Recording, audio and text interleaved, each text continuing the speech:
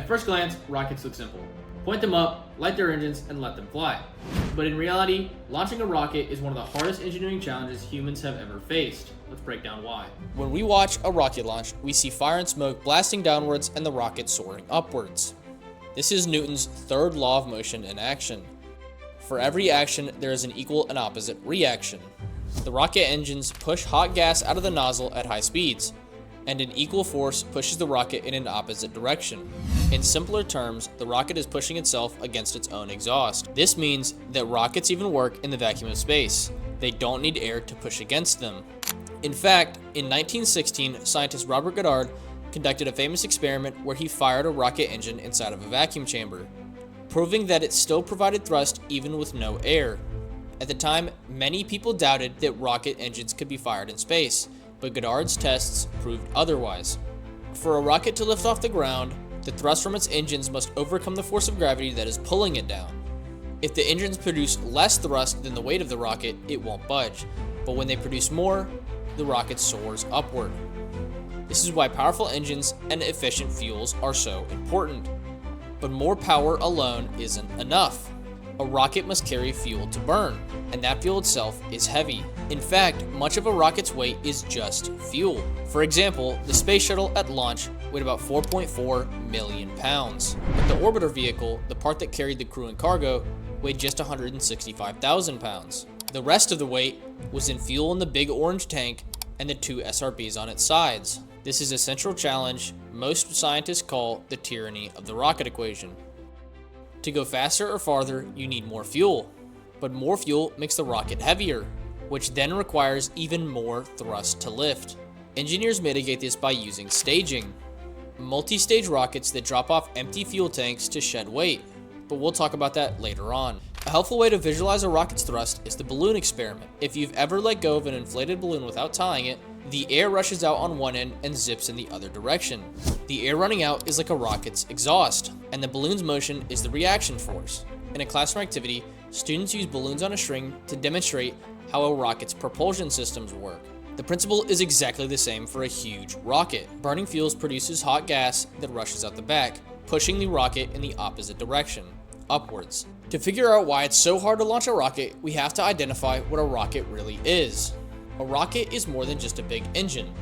In fact, engineers usually group a full-scale rocket into four major sections based on their functions: the structural system, the payload system, the guidance system, and the propulsion system. The structural system is the frame and the body of the rocket, which is made up of strong, lightweight materials. It includes things like outer skin, internal supports, and any fins or struts.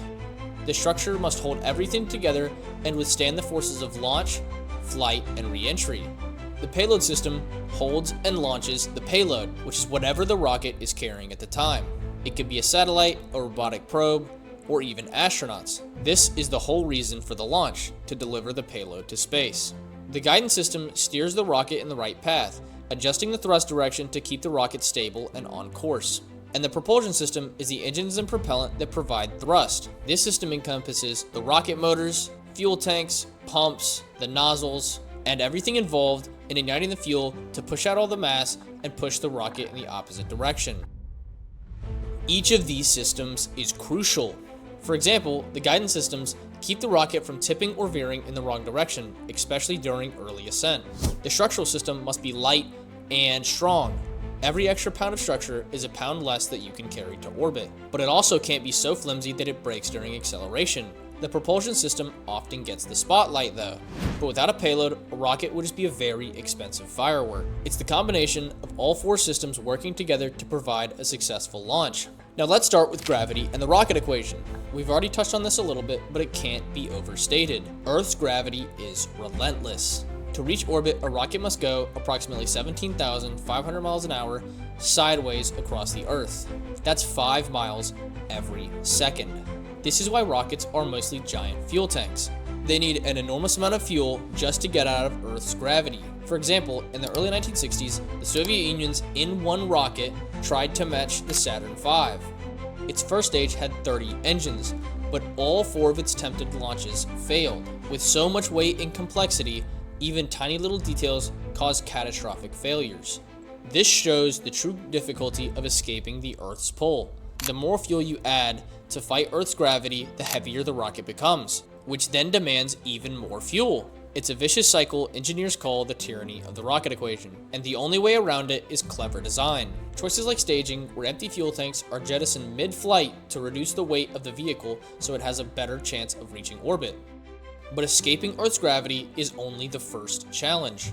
But even with enough thrust, your rocket still has to survive the brutal environment of the atmosphere. Now let's move on to structural stress and aerodynamics. When rockets accelerate through the atmosphere, they face what we call max Q, the point of maximum aerodynamic pressure on the body of the rocket. The faster the rocket goes, the harder the air pushes back, and the whole vehicle bends and vibrates. For example, SpaceX's Falcon 9 boosters briefly throttled down during max Q. If they didn't, the rocket could literally snap apart. This is why rocket structures have to both be incredibly strong and extremely lightweight. If they're too heavy, the rocket will just waste fuel trying to get it up to speed. And if they're too weak, they risk collapsing under the forces of flight.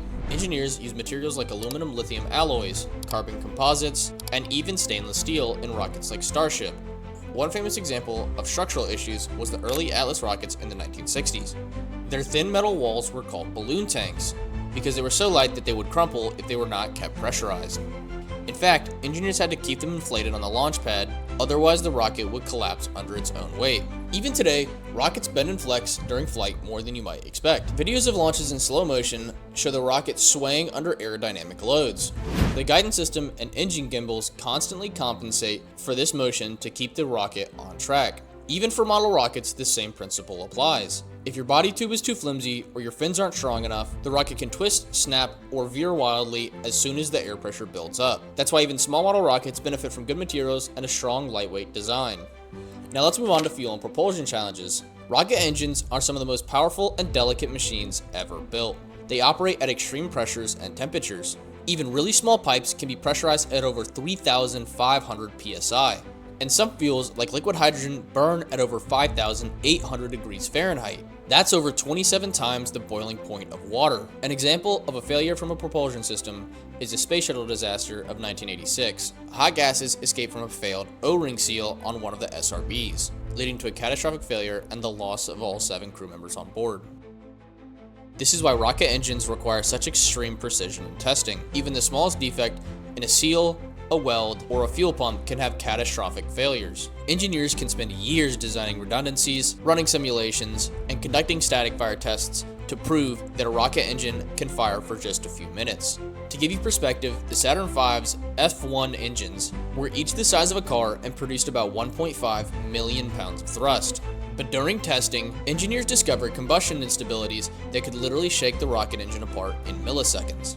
They had to redesign dozens of injector plates several times just so they could find a stable solution. It shows that building rockets isn't just about raw power. It's about taming controlled explosions with incredible precision. Even with the modern computers and materials, we're still pushing technology to its absolute limits every time we light a rocket. And even if your engines work perfectly 100% of the time, none of that matters if you can't stay pointed in the right direction. It's not enough for your rocket to just go up. It has to go up straight and along a very precise path. As you can see, we're now onto guidance and control. A tiny tilt or wobble in the wrong direction can cause disaster. Modern rockets use things like gyroscopes, GPS, and onboard computers to know exactly where it is. Their engines can gimbal, and some rockets use small thrusters or aerodynamic fins for steering during ascent. But even with all that technology, mistakes still happen. A famous example is the Ariane 5 Flight 501 in 1996. Just 30 seconds after liftoff, the rocket veered off course and self-destructed. Why? A software bug. A piece of code tried to convert a 64-bit number into a 16-bit space, which caused an overflow error.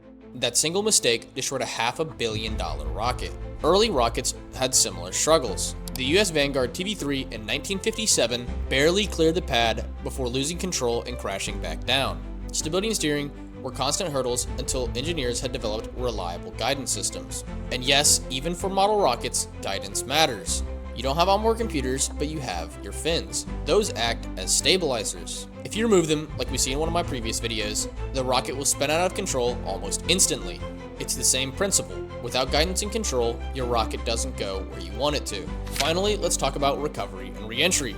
Getting to space is only half the challenge. You also have to survive the trip back.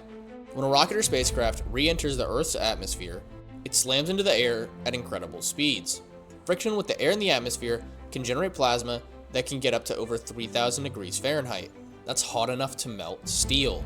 That's why heat shields are absolutely critical. A tragic example of a failure upon re-entry was the Space Shuttle Columbia in 2003. A piece of foam insulation broke off during the launch and damaged part of the orbiter's heat shield. On re-entry, superheated gases entered the wing, which basically caused the shuttle to disintegrate, tragically resulting in the loss of all 7 lives on board. It showed just how unforgiving re-entry can be even with small damages.